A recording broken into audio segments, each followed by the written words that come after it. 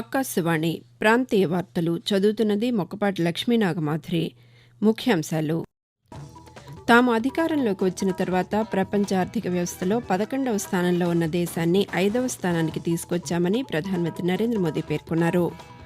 ఆంధ్రప్రదేశ్లో పోలవరం ప్రాజెక్టు బాధ్యతను కేంద్ర ప్రభుత్వం తీసుకున్నా ప్రాజెక్టును నిర్మించే బాధ్యత రాష్ట్ర ప్రభుత్వానిదేనని కేంద్ర జలశక్తి శాఖ మంత్రి గజేంద్ర సింగ్ షెకావత్ స్పష్టం చేశారు. కృష్ణానది యాజమాన్య బోర్డుకు తెలంగాణ ప్రాజెక్టులు అప్పగించబోమని రాష్ట్ర నీటిపారుదల శాఖ మంత్రి ఎన్. ఉత్తమ్ కుమార్ రెడ్డి స్పష్టం చేశారు.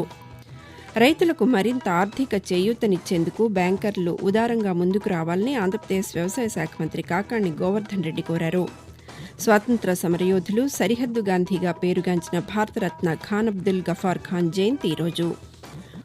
వార్తల వివరాలు: తాము అధికారంలోకి వచ్చిన తర్వాత ప్రపంచ ఆర్థిక వ్యవస్థలో 11వ స్థానంలో ఉన్న దేశాన్ని 5వ స్థానానికి తీసుకొచ్చామని ప్రధానమంత్రి నరేంద్ర మోదీ పేర్కొన్నారు.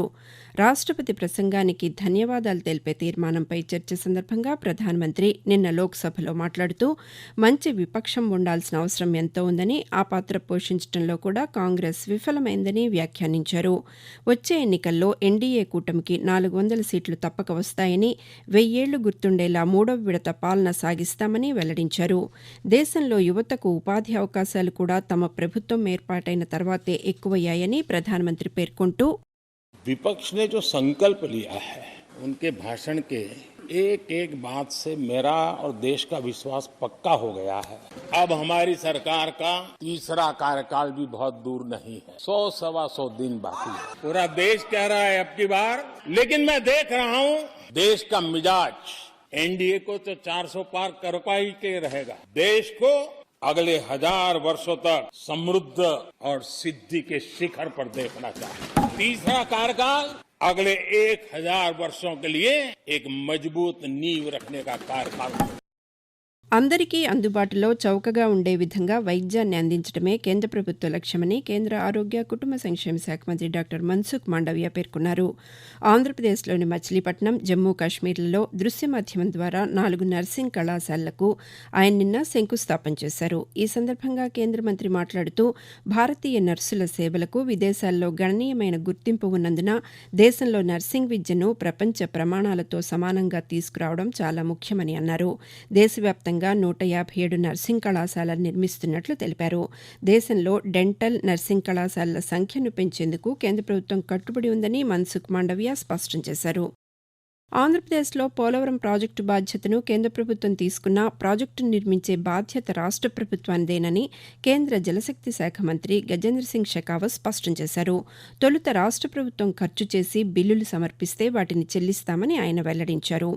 నిన్న రాజ్యసభ ప్రశ్నోత్తరాల సమయంలో తెలుగుదేశం పార్టీ సభ్యులు కనకమేడల రవీంద్రకుమార్, భారతీయ జనతా పార్టీ సభ్యులు సీఎం రమేష్ అడిగిన ప్రశ్నలకు ఆయన సమాధానమిచ్చారు.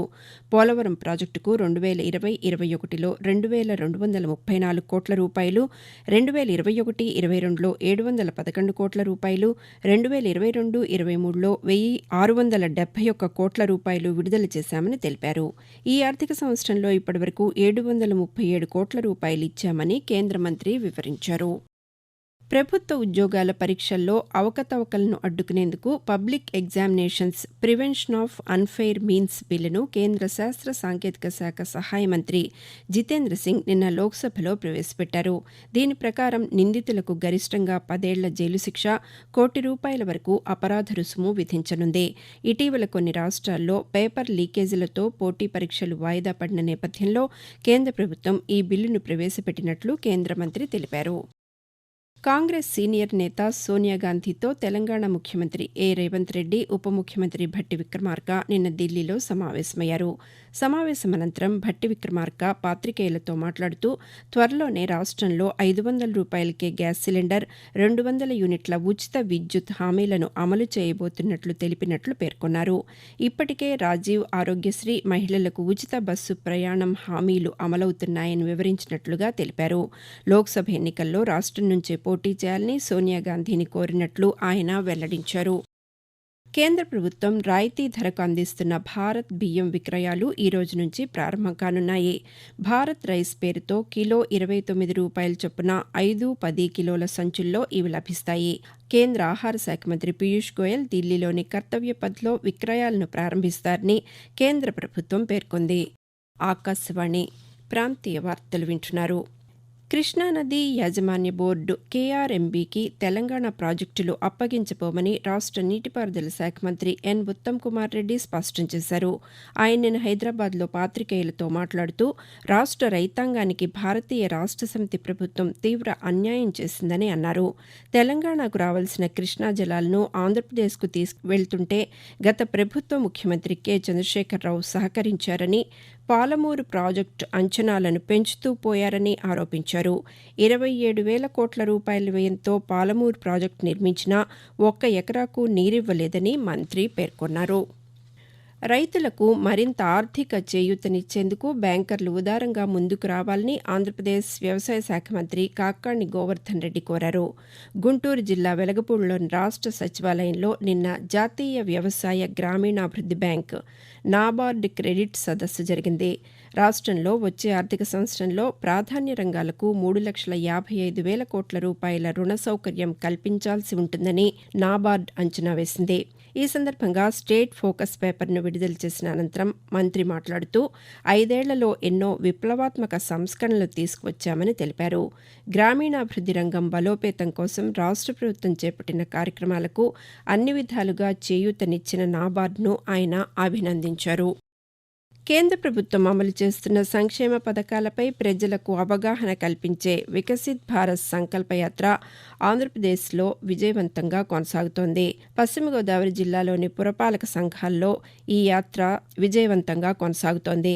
తాడేపల్లిగూడెంలోని పలు వార్డులలో నిన్న జరిగిన వికసిత్ భారత్ సంకల్పయాత్రలో వార్డు సచివాలయ సిబ్బంది పథకాల గురించి ప్రజలకు అవగాహన కల్పించారు. ఈ సందర్భంగా ఆయుష్మాన్ భవ, ప్రధానమంత్రి ఆవాస్ యోజన లబ్దిదారులు ఆకాశవాణితో మాట్లాడుతూ తమకు ఈ పథకాల ద్వారా ఎంతో లబ్ది చేకూరిందని తెలిపారు. నా పేరు రేవతీదేవి. మాకైతే ఉంటాకి గృహం లేదు, అద్దె ఇంట్లోనే ఉంటున్నాం. చాలా సంతోషంగా ఉంది ఇల్లు వచ్చినందుకు, సొంత ఇంటికాల నెరవేరినందుకు ప్రధాన మంత్రి గారికి వందనాలు. నా పేరు విజయ అండి. గ్యాస్ తీసుకున్నామండి, మేము ఊరికనే ఇచ్చారు, డబ్బులు ఏం తీసుకోకుండాని. అలాగే కిట్కోయిలు పెట్టుకున్నామండి, అవి కూడా మాకు ఇచ్చారు. నా పేరు కొట్యాడ అనసూయ అండి. మాకు ఆయుష్మాన్ భవ కార్డు వచ్చిందండి. మా ఇంట్లో 4 సభ్యులు ఉన్నాము, 4కి కార్డు ఇచ్చారు. 5 లక్షలు ఖరీదు చేసే ఏ హాస్పిటల్లో అయినా సరే మేము చూపించుకోవడానికి అవకాశం కల్పించిన కేంద్ర ప్రభుత్వానికి ధన్యవాదములు. స్వాతంత్ర సమరయోధులు, సరిహద్దు గాంధీగా పేరుగాంచిన భారతరత్న ఖాన్ అబ్దుల్ గఫార్ ఖాన్ జయంతి రోజు. స్వాతంత్ర సంగ్రామంలో మహాత్మాగాంధీతో కలిసి పాల్గొన్న ఆయన 1890 ఫిబ్రవరి 6వ తేదీన బ్రిటిష్ ఇండియాలోని వాయువ్య సరిహద్దు రాష్ట్రం ఉస్మాన్ జయీలో జన్మించారు. ఎర్రచొక్కాల ఉద్యమం ప్రారంభించిన గఫార్ ఖాన్ భారత విభజనను తీవ్రంగా వ్యతిరేకించారు. సరిహద్దు గాంధీగా పేరుగాంచిన ఆయన భారతరత్నను అందుకున్న తొలి భారతీయేతరుడు కావడం విశేషం. విశాఖపట్నం వేదికగా జరిగిన టెస్ట్ మ్యాచ్లో భారత్ ఇంగ్లాండ్పై 106 పరుగుల తేడాతో విజయం సాధించింది. భారత్ నిర్దేశించిన 399 పరుగుల లక్ష్య ఛేదనలో 4వ రోజు 2వ సెషన్లోపే ఇంగ్లాండ్ 292 పరుగులకు ఆలౌట్ అయింది. జస్ప్రీత్ బుమ్రా, రవిచంద్రన్ అశ్విన్ అద్భుత బౌలింగ్తో ఇంగ్లాండ్ జట్టును కట్టడి చేయడంలో కీలక పాత్ర పోషించారు. 2 ఇన్నింగ్స్లోనూ కలిపి 9 వికెట్లు తీసిన బుమ్రాకు player of the match award దక్కింది. 3వ టెస్ట్ మ్యాచ్ ఈ నెల 15వ తేదీ నుంచి రాజ్కోట్ వేదికగా ప్రారంభం కానుంది. ఆకాశవాణి ప్రాంతీయ వార్తలు ముగించే ముందు ముఖ్యాంశాలు మరొకసారి. తాము అధికారంలోకి వచ్చిన తర్వాత ప్రపంచ ఆర్థిక వ్యవస్థలో 11వ స్థానంలో ఉన్న దేశాన్ని 5వ స్థానానికి తీసుకొచ్చామని ప్రధానమంత్రి నరేంద్ర మోదీ పేర్కొన్నారు. ఆంధ్రప్రదేశ్లో పోలవరం ప్రాజెక్టు బాధ్యతను కేంద్ర ప్రభుత్వం తీసుకున్నా ప్రాజెక్టును నిర్మించే బాధ్యత రాష్ట్ర ప్రభుత్వానిదేనని కేంద్ర జలశక్తి శాఖ మంత్రి గజేంద్ర సింగ్ షెకావత్ స్పష్టం చేశారు. కృష్ణానది యాజమాన్య బోర్డుకు తెలంగాణ ప్రాజెక్టులు అప్పగించబోమని రాష్ట్ర నీటిపారుదల శాఖ మంత్రి ఎన్ ఉత్తమ్ కుమార్ రెడ్డి స్పష్టం చేశారు. రైతులకు మరింత ఆర్థిక చేయూతనిచ్చేందుకు బ్యాంకర్లు ఉదారంగా ముందుకు రావాలని ఆంధ్రప్రదేశ్ వ్యవసాయ శాఖ మంత్రి కాకాణి గోవర్ధన్ రెడ్డి కోరారు. ఆకాశవాణి ప్రాంతీయ వార్తలు ఇంతటితో సమాప్తం.